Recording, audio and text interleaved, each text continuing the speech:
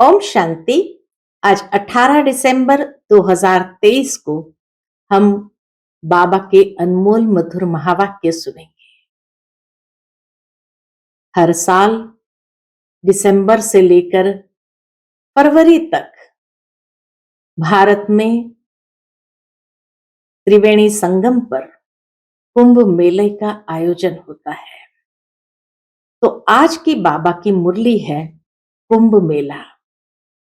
बाबा कहे, बाबा ऐसे लिखने के लिए देते हैं, निबंध लिखने के लिए देते हैं कि बच्चे, कुंभ मेला सच्चा सच्चा कौन सा है। तो संगम युग पर आत्मा और परमात्मा का ये सुंदर मिलन, इसी को ही कुंभ मेला कहा जाता है। तो बाबा कहे, इस कुंभ पर जो भी आते हैं, अर्थात ये संगम के समय पर जो भी परमात्मा से मिलन मनाने के लिए आते हैं, वह आत्मा पतित से पावन बनती है। तो दुनिया में लोगों ने समझ लिया कि त्रिवेणी संगम पर जो जाता है और वहां पर जाकर स्नान करता है, वह पतित से पावन बन जाता है। लेकिन बाबा कहे, ऐसे कोई पावन बनता नहीं है जब तक पतित पावन बाप न आए। ये गुह्य रहस्य बाबा कहे तुम्हें सबको सुनाना है। साथ ही साथ बाबा कहे, ज्ञान की कई ऐसी बातें हैं जो बहुत नाजुक है, उसको समझाने का भी सयानापन बच्चों के अंदर होना चाहिए। किसी के साथ भी हमें डिबेट नहीं करना है, लेकिन बहुत सहजता से उस बात को सरल करते हुए समझाना है। तो सुनते हैं आज के बाबा के अनमोल मधुर महावाक्य। ओम शांति। मीठे बच्चे, आत्मा और परमात्मा का मिलन ही सच्चा सच्चा संगम अथवा कुंभ है। इसी मिलन से तुम पावन बनते हो। यादगार में फिर वह मेला मनाते हैं। आज की मुरली से प्रश्न है, तुम बच्चों में किस बात की बहुत बहुत सयानप चाहिए?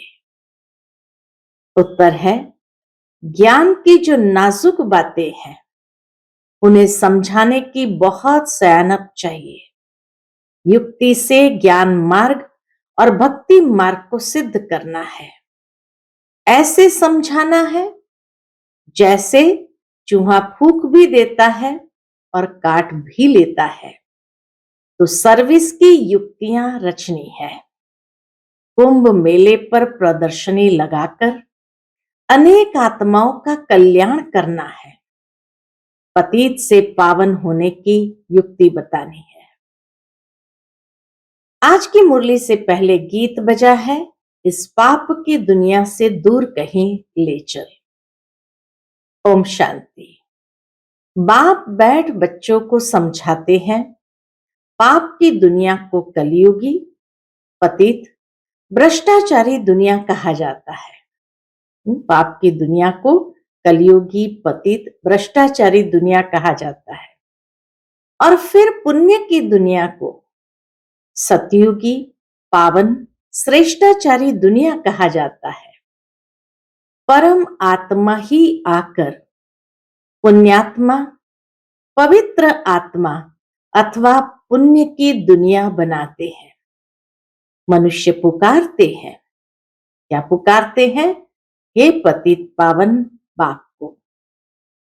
मनुष्य पुकारते हैं पतित पावन बाप को, क्योंकि खुद पावन नहीं है।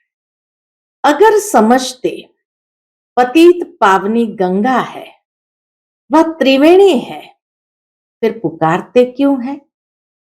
हे पतित पावन आओ, या पतित पावन सीताराम।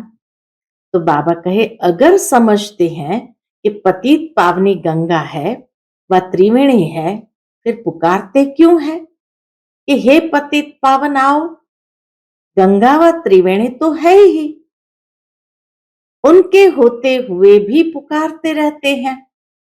बुद्धि फिर भी परमात्मा की तरफ जाती है। परम पिता परमात्मा जो ज्ञान सागर है, उनको आना है। सिर्फ आत्मा नहीं, लेकिन पवित्र जीवात्मा कहा जाएगा।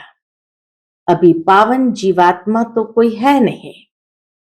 पतित पावन बाप आते ही तब है जब सतयुगी पावन दुनिया की स्थापना करनी है और कलियुगी दुनिया का विनाश करना है। जरूर संगम युग पर ही आएंगे। संगम को कुंभ भी कहते हैं। बाबा कहे वास्तव में यह संगम युग को कुंभ भी कहते हैं। त्रिवेणी का संगम है, उसका नाम रख दिया है कुंभ। कहते हैं तीनों नदियां आपस में मिलती है, वास्तव में है दो नदियां, तीसरी नदी को गुप्त कह देते हैं। तो क्या इस कुंभ के मेले में पतित से पावन होंगे? पतित पावन को तो जरूर आना है। ज्ञान का सागर वह है।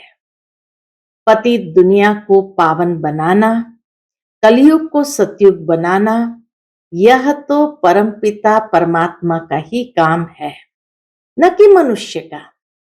यह तो सब ब्लाइंड फेथ है। अब अंधों की लाठी चाहिए। बाबा कहे अब अंधों की लाठी चाहिए। तुम अब लाठी बने हो नंबरवार पुरुषार्थ अनुसार। लाठियां भी किस्म किस्म की होती है। कोई लाठी 100 रुपए की और कोई 2 रुपए की भी मिलती है। यहां भी सब नंबरवार है। कोई तो बहुत सर्विसेबल है।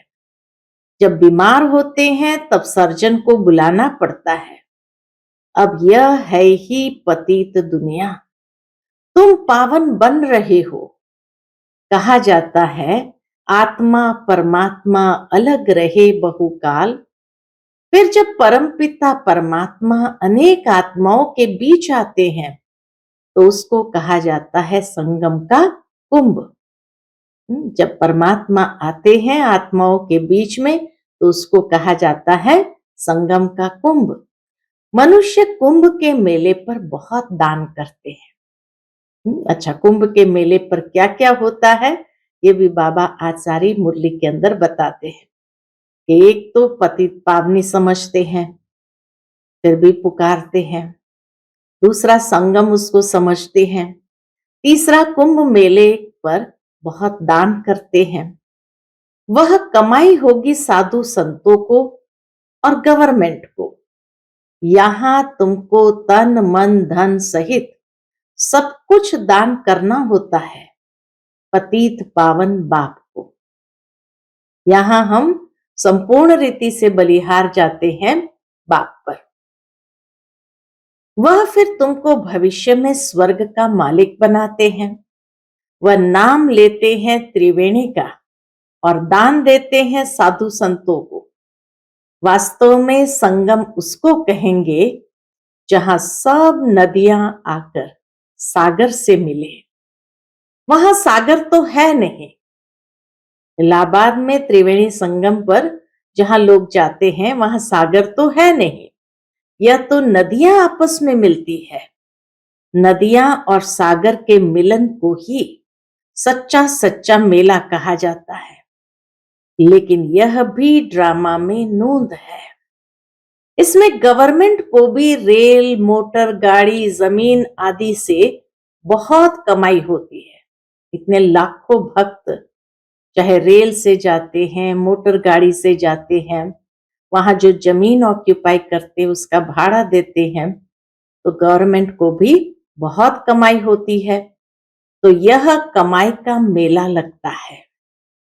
इन बातों को तुम बच्चे जज कर सकते हो क्योंकि तुम हो ईश्वरीय मत पर। तो कुंभ के मेले का अर्थ निकालना चाहिए। बाबा ऐसे देते हैं, यानी निबंध लिखने के लिए देते हैं। जो सेंसिबल बच्चे हैं उनको उठाना चाहिए।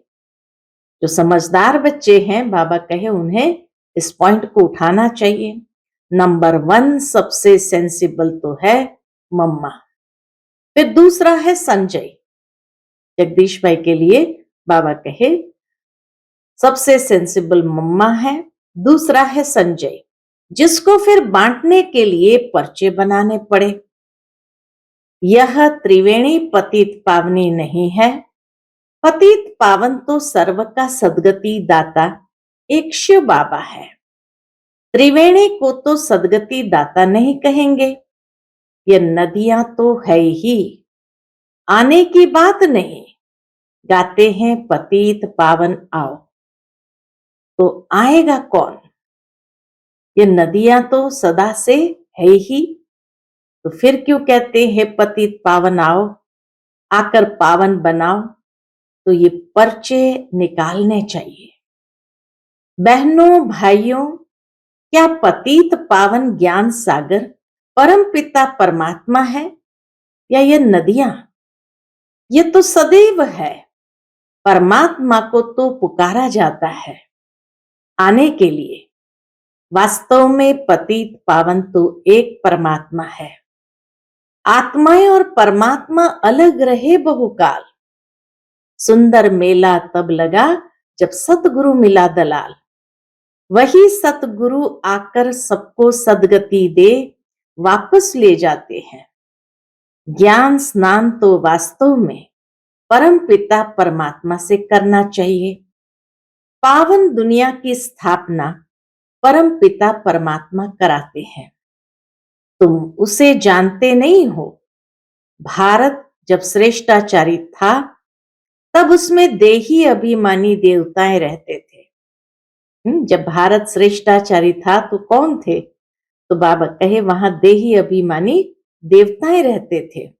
उसे शिवालय कहा जाता है। अब कुंभ पर जाकर बच्चों को प्रदर्शनी लगानी चाहिए समझाने के लिए। समझाना है पतित पावन एक बाप है। वह कहते हैं मैं आता ही तब हूं जब पतित से पावन बनाना होता है, तो प्रतिज्ञा करनी पड़े। रक्षाबंधन भगवान से ताल्लुक रखता है, अर्थात भगवान से संबंध रखता है, न कि साधु संतों से। प्रतिज्ञा परमपिता परमात्मा से की जाती है। रक्षाबंधन में जो प्रतिज्ञा करते हैं, पवित्रता का व्रत लेते हैं, बाबा कहे वास्तव में ये प्रतिज्ञा परमपिता परमात्मा से की जाती है, न कि त्रिवेणी से। हे बाबा, हम आपकी श्रीमत से पावन बनने के लिए प्रतिज्ञा करते हैं। तो ये प्रतिज्ञा है ही शिव बाबा के साथ। बाप भी कहते हैं मैं तुमको पावन दुनिया का मालिक बनाऊंगा। यह है बाबा के इशारे। इसमें सर्विस करने वाले बहुत तीखे चाहिए। चित्र भी और बनाने पड़े, इसके लिए अच्छा मंडप लेना पड़े। तुम्हारे दुश्मन भी बहुत निकलेंगे।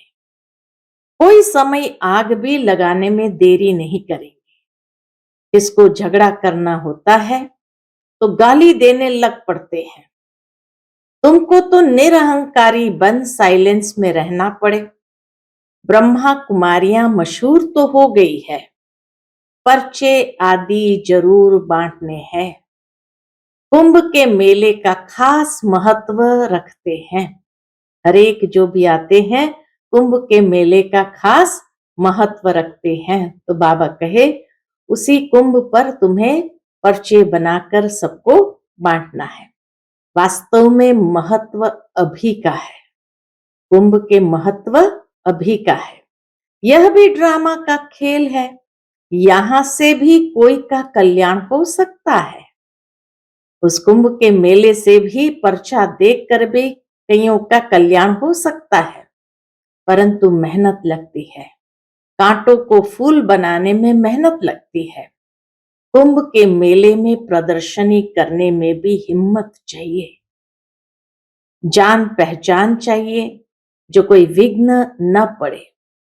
तुमको सिद्ध करना है कि पतित पावन कौन है। मनुष्य पावन दुनिया स्वर्ग को याद भी करते हैं। कोई मरता है तो कहेंगे फलाना स्वर्गवासी हुआ। वहां तो बहुत माल ठाल होते हैं, स्वर्ग में तो फिर बहुत माल ठाल होते हैं, वहां से फिर यहां बुलाकर खिलाते क्यों हो? तुम श्रीनाथ के मंदिर में देखेंगे कितने माल बनते हैं। अब श्रीनाथपुरी और जगन्नाथपुरी वास्तव में है एक ही बात, परंतु वहां श्रीनाथ द्वारे में देखेंगे तो बहुत वैभव बनते हैं और जगन्नाथपुरी में सिर्फ फीके चावल का भोग लगता है, घी आदि कुछ नहीं पड़ता। यह फर्क बताते हैं, गोरा है तो ऐसे माल और सांवरा है तो यह सूखा चावल। राज बड़ा अच्छा है। बाबा कहे ये राज समझाने में बड़ा अच्छा है। ये बाप बैठ समझाते हैं। श्रीनाथ द्वारे में इतना भोग लगाते हैं तो फिर पुजारी लोग दुकान में बेचते भी है। उन्हों की कमाई का आधार भी उस पर है। मिलता मुफ्त में है फिर कमाते हैं। तो देखो कितनी अंधश्रद्धा की बातें हैं। ब्रह्मा बाबा साकार में जब थे तो हर एक तीर्थ स्थान पर गए हैं और इसीलिए वहां क्या क्या होता था तो बाबा तो सब कुछ जानते हैं। तो बाबा कहे तो देखो कितनी अंधश्रद्धा की बातें हैं। यह है भक्ति मार्ग, ज्ञान मार्ग सदगति मार्ग है। गंगा स्नान से थोड़ी सदगति होती है, बड़ा युक्ति से समझाना है। जैसे चूहा फूंक देकर काटता है, बड़ी ही सयानप चाहिए समझने और फिर समझाने की। कितनी नाजुक बातें हैं। मनुष्य कहते हैं कि हे परम पिता परमात्मा, तुम्हारी गत मत तुम ही जानो। इसका अर्थ तो समझते ही नहीं। तुम्हारी श्रीमत से जो सदगति मिलती है वह तुम ही कर सकते हो और कोई कर न सके। सर्व का सदगति दाता एक है, सर्व अक्षर जरूर डालना है। समझाया बहुत जाता है परंतु समझने वाले तो बहुत थोड़े निकलते हैं। प्रजा तो बहुत बनती रहती है। मनुष्य खुदा के नाम पर बहुत दान पुण्य करते हैं तो एक जन्म के लिए फल मिल जाता है। यहां तो 21 जन्म के लिए मिलता है। ईश्वर अर्थ दान करने से ताकत मिलती है। यह ईश्वर को जानते ही नहीं तो ताकत ही नहीं रही है। हिंदुओं के गुरु गोसाई तो ढेर है, क्रिश्चियन का देखेंगे तो एक है, एक पोप होता है। एक का कितना रिगार्ड है। रिलीजन इज माइट कहा जाता है। अभी तुमने रिलीजन को समझा है तो कितनी ताकत मिलती है। बाबा कहते बच्चे सबको यही वशीकरण मंत्र दो। बच्चों को बाप कहते हैं तुम जहां से आए हो उसे याद करो तो अंत मते सुगति हो जाएगी। बच्चों से बाबा क्या कहते हैं, तुम जहां से आए हो अर्थात परमधाम से आए हो उसे याद करो तो अंत मते सुगति हो जाएगी। बाप को याद करने से ही पावन बन सकते हो। पाप तो दग्ध होंगे। बाप और वर्षे को याद करना है जिससे सारा चक्र बुद्धि में आ जाता है। गृहस्थ व्यवहार में रहते देह के सर्व संबंधों से बुद्धि निकाल बाप के साथ जोड़ने का पुरुषार्थ करना है, जो फिर अंत समय भी वही याद पड़े। और कोई की याद पड़ी तो सजा खानी पड़ेगी, और कोई भी देहधारी की याद पड़ी तो बाबा कहे सजा खानी पड़ेगी और पद भी कम हो जाएगा। तो वास्तव में कुंभ कल्प के संगम को कहा जाता है, जब आत्माएं और परमात्मा मिलते हैं। परमात्मा ही आकर राजयोग सिखाते हैं। वह है पुनर्जन्म रहित, परंतु बच्चे भी समझते नहीं है। श्रीमत पर चलते नहीं तो बेड़ा पार कैसे हो। बेड़ा पार होना माना राजाए पद पाना। श्रीमत से ही राजाई मिलती है, श्रीमत पर नहीं चलते तो आखिर खत्म हो जाते हैं। सजनिया साथ में वह चलेगी, कौन सी? हाँ, बाबा कहे सजनिया साथ में वह चलेगी जिसका दीपक जगा हुआ होगा। जिनके दीवे बुझे हुए हैं वो साथ में थोड़ी चलेंगे, अनन्य बच्चे ही चलेंगे। बाकी तो नंबरवार पिछाड़ी में आएंगे, लेकिन पवित्र तो सब बनेंगे। सब आत्माएं भी एक जैसी ताकत वाली नहीं हो सकती।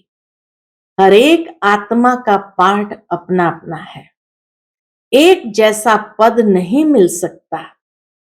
अंत में सबका पाठ क्लियर हो जाएगा। झाड़ कितना बड़ा है, कितने मनुष्य है, मुख्य तो जो बड़े बड़े टाल टालियां हैं वह देखने में आएंगे। मुख्य है फाउंडेशन, बाकी तो बाद में आते हैं। उनमें ताकत कम होती है। स्वर्ग में सभी नहीं आ सकते, भारत ही हेवन था। ऐसे नहीं कि भारत के बदले जापान खंड हेवन हो जाएगा, ऐसे हो नहीं सकता। बाबा कहे भारत का ही गायन है तो भारत में ही भगवान भी आते हैं, तो यही हेवन भी बनता है। अच्छा, मीठे मीठे बाप दादा व मात पिता के लाडले सिकिलधे ज्ञान सितारे बच्चों को याद प्यार और गुड मॉर्निंग। रूहानी बाप की रूहानी बच्चों को नमस्ते। हम सभी रूहानी बच्चों की रूहानी माता पिता बाप दादा को याद प्यार गुड मॉर्निंग और नमस्ते नमस्ते। शुक्रिया बाबा, शुक्रिया। फिर बाबा का रात्रि क्लास है। यह रात्रि क्लास 24 अप्रैल 1968 का है। बच्चों को समझाया गया है और धर्म स्थापक कोई सभी का कल्याण नहीं कर सकते हैं। वह आते हैं, सभी को ले आते हैं। वो आते हैं तो ऊपर से नीचे उन आत्माओं को भी ले आते हैं। जो लिबरेट कर गाइड करते हैं उनका ही गायन है। वह भारत में ही आते हैं, परमात्मा भारत में ही आते हैं, तो भारत सभी से उच्च देश ठहरा। भारत की बहुत महिमा करनी है।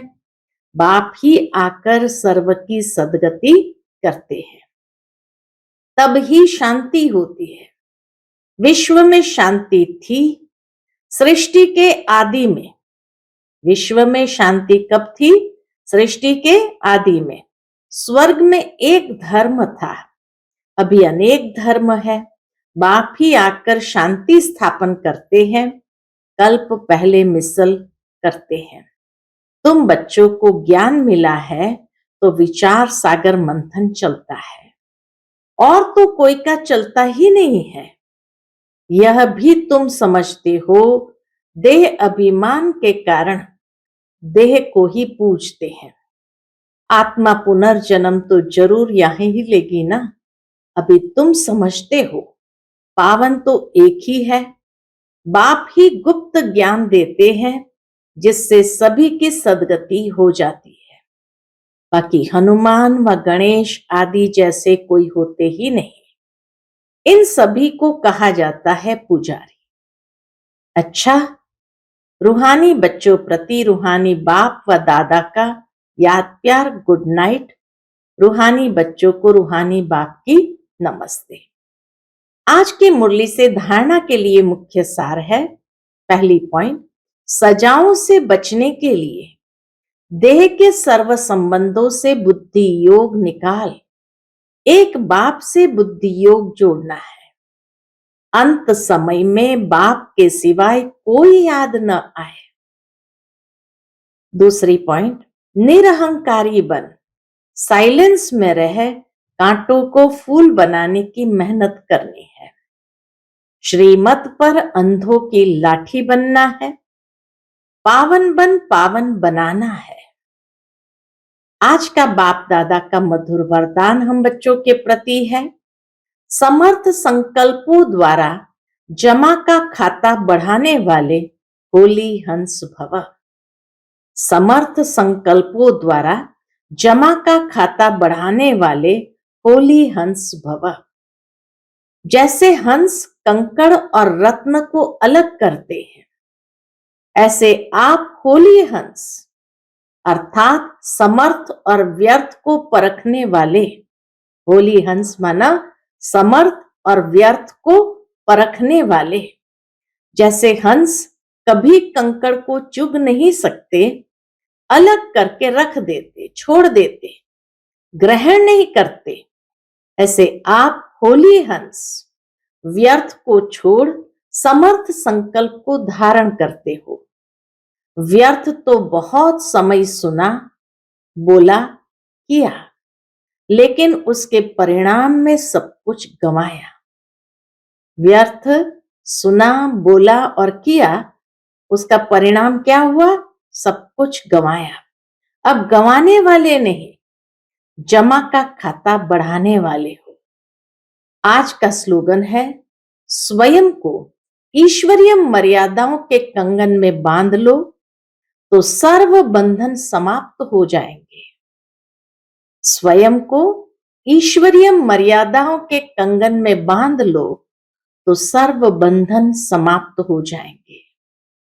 बाबा ने आकर के हम सभी बच्चों को जो नियम मर्यादाएं दी है और उस नियम मर्यादा में इस तरह से बांधा है, जो हमारे सारे बंधन धीरे धीरे समाप्त हो जाते हैं।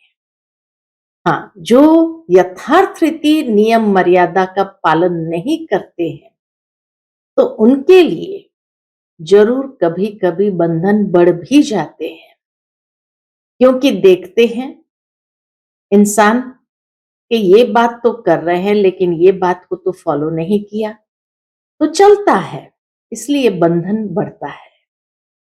इसीलिए बाबा ने जो भी नियम मर्यादाएं दी है, इतनी एक्यूरेट दी है, जब उसको फॉलो करते हैं हम, तो जरूर बाबा हम बच्चों की रक्षा जरूर करते हैं, अर्थात सभी बंधनों से हमें मुक्त करते हैं। अच्छा, ओम शांति।